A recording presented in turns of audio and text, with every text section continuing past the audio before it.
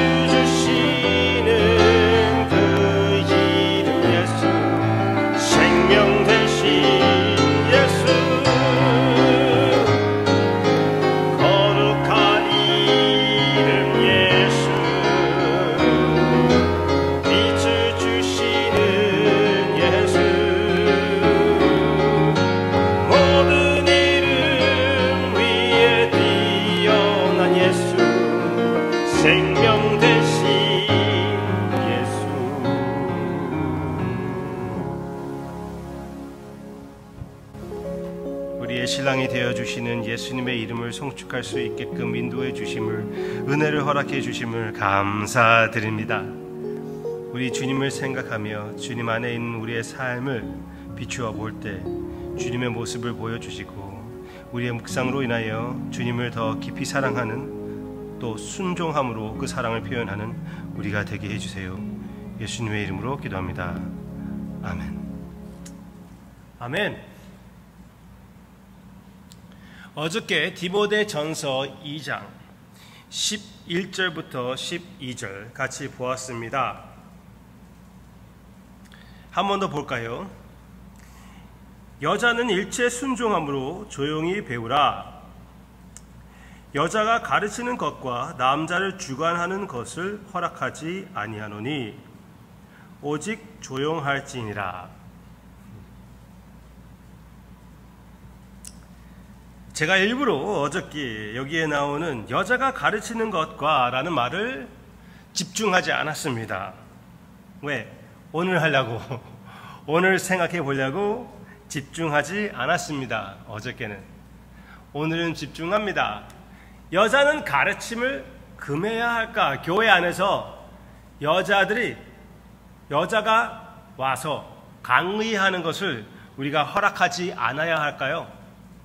That's a good question. 지금 이 주변에 있는 교회들 중에 그렇게 지켜서 여성이 이제 이렇게 설교를 하던가 또 강의를 하던가 허락하지 않고, 아이들을 가르치게 한다고 해도 어느 나이까지만 남성 아이들을 가르치고 그 나이 지나서는 뭐 18세 가령 지나서는 이제 가르치지 못하게 하는 그런 방법으로 이 구절을 지키는 교회들도 있습니다.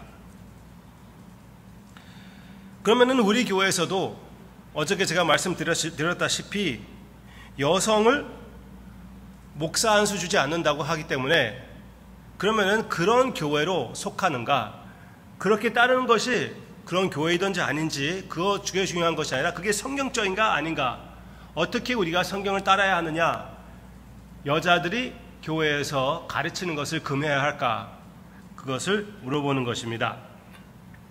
Alright. 저는 그냥 대놓고 말씀드리겠습니다. 여자가 가르치는 것을 금하지 않는 것이 맞다고 믿습니다. 그런데 여기에서 목사님, 분명히 사도 바울은 여자가 가르치는 것을 금한다고 이렇게 나오고 있는데 왜 목사님은 감히 사도 바울의 말이기 전에 성경 말씀을 따르지 않는다고 말씀하십니까?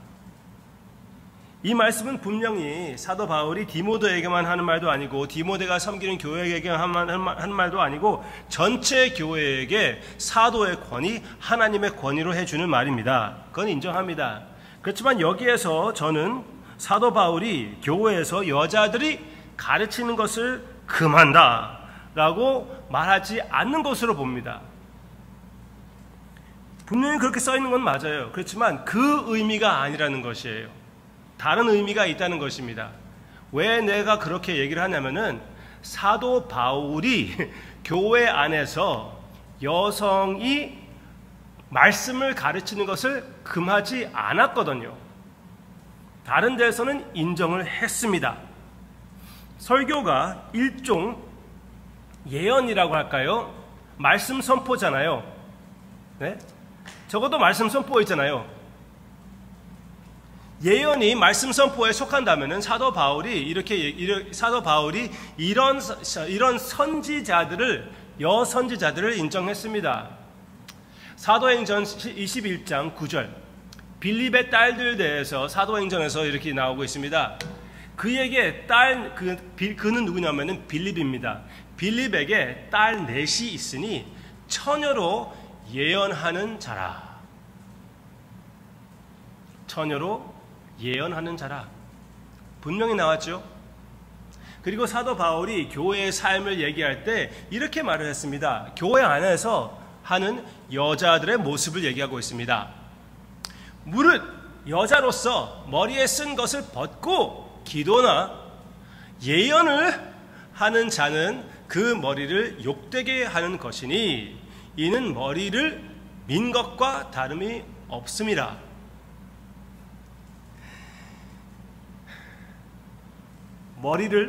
일단 머리 덮는 것을 말씀드릴게요. 어떤 교회는 이 구절을 지키기 위하여 교회 안에서는 모자를 쓰고 꼭 들어와야 된다고 얘기를 합니다. 저는 그렇게 보지 않습니다. 그렇지만 이것은 무엇을 얘기하는 것이죠? 머리 위에 무엇을 쓰는 것은 권위를 표현하는 그런 내용을 여기에서 얘기하고 있습니다.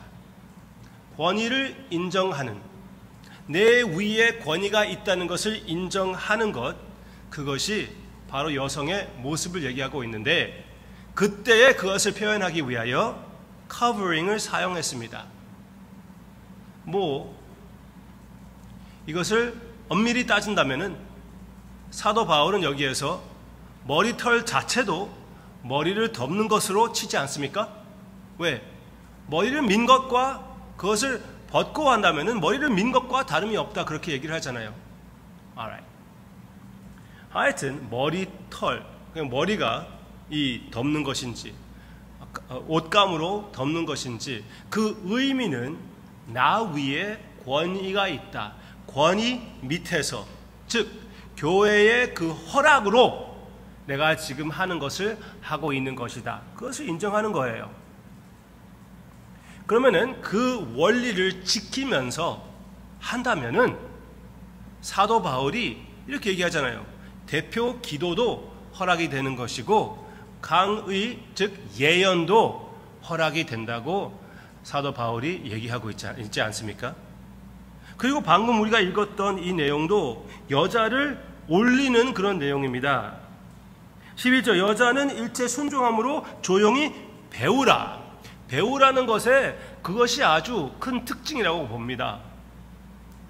이때의 사회에는 지금 아프가니스탄 탈리반과 비슷하게 여성들을 가르치지 않는 그런 사회의 습관이 많이 있었다고 얘기를 합니다. 그 가운데에 분명히 교회 안에서는 여성들도 배우게끔 사도 바울이 분명히 얘기해주고 있는 것이에요. 그래서 교회 안에서는 사회와 달리 여자들의 역할이 훨씬 더 커진 것입니다.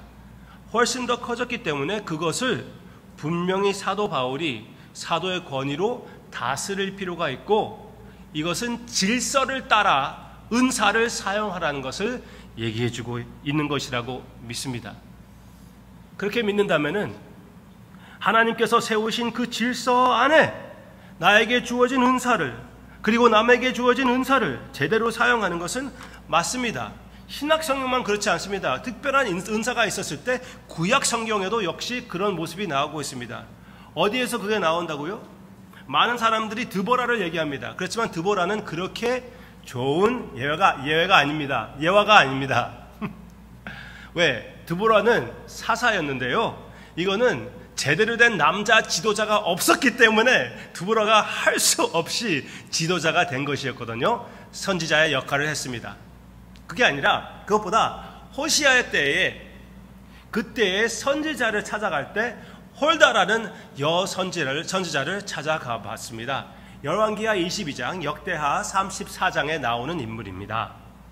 네, 구약에서도 여선지자를 인정했고 신약에서도 여선지자를 인정합니다.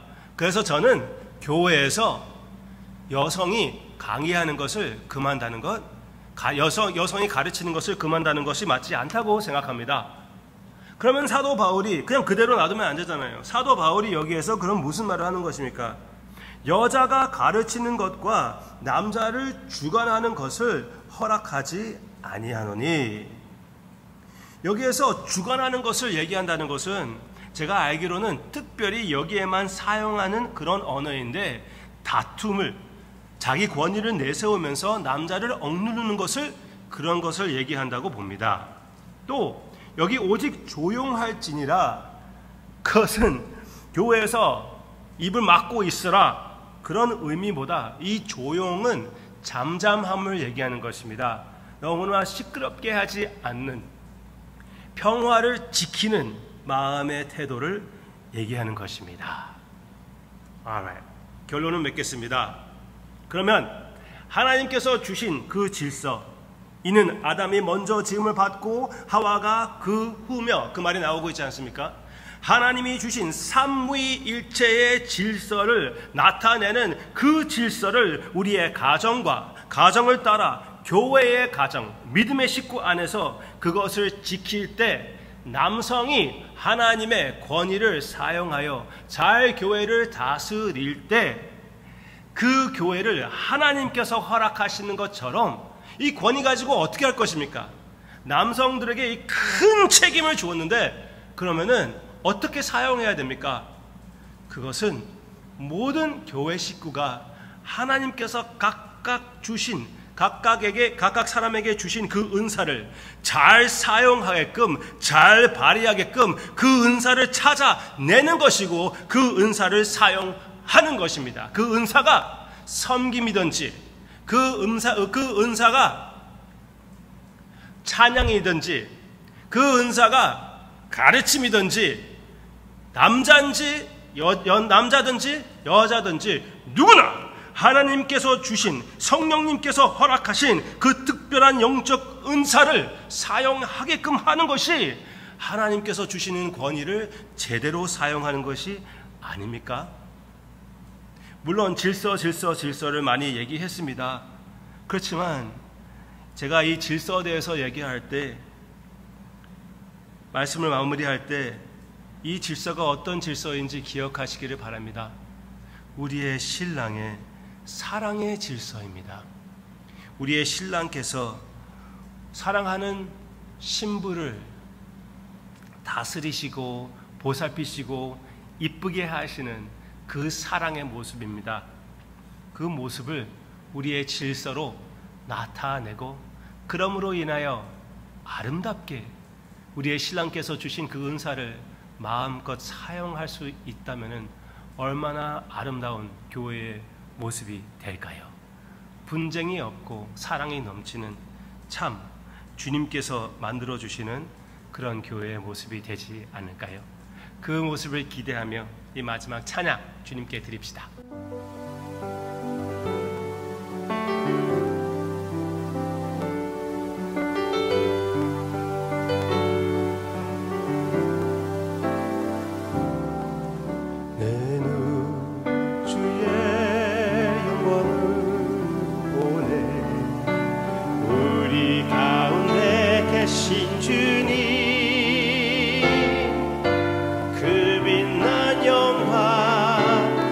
하늘